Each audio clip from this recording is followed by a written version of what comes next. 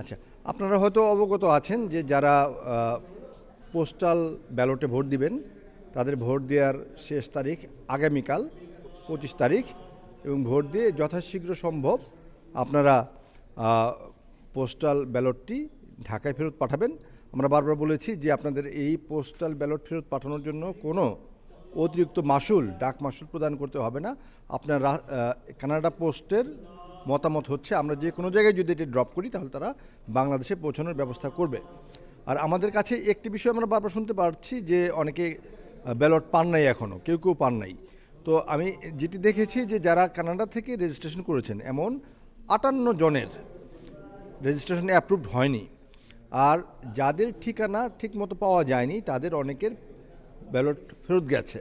তো যদি কারো ব্যালট ফেরত যেয়ে থাকে তাহলে তার পক্ষে তো আর ভোট দেওয়া সম্ভব না।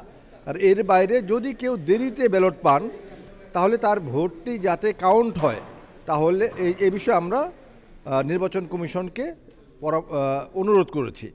আরেকটি হলো যে যারা দেরিতে পাবেন তাদেরটা যদি 12 তারিখের মধ্যে 4:30টার মধ্যে ঢাকায় পৌঁছে নির্বাচন কমিশনে অথবা রিটার্নিং অফিসারের কাছে, তাহলে আমরা মনে করি সেই ভোটটি কাউন্ট হবে।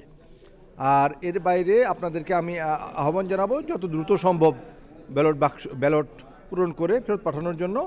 আর আজকের এই অনুষ্ঠানে আমার ভালো লেগেছে যে তারা যে প্রসেসটি চালু করেছে, বাংলাদেশের যে সামাজিক বা ফ্যামিলি ভ্যালু সেটিকে আপহোল্ড করার জন্য এবং আমাদের নাগরিকদের বা তাদের সন্তানদের যে এই আমাদের সমাজের যে ভ্যালু সেটির সাথে যাতে তারা ডিটাচড না হয়ে যায় এবং তারা যাতে পরিবার এসব বন্ধনে আবদ্ধ থাকে এবং আবদ্ধ হতে পারে, এই জন্য সহযোগিতা করার জন্য যে প্রক্রিয়াটি তারা হাতে নিয়েছেন সেটিকে সাধুবাদ জানাই। আশা করি এটি দিন দিন আরও উত্তরোত্তর আরও উন্নতির দিকে যাবে এবং হয়তো এটি যদি সফল হয় তাহলে আমাদের বাংলাদেশিরা এতে অনেক উপকৃত হবে। সকলকে ধন্যবাদ।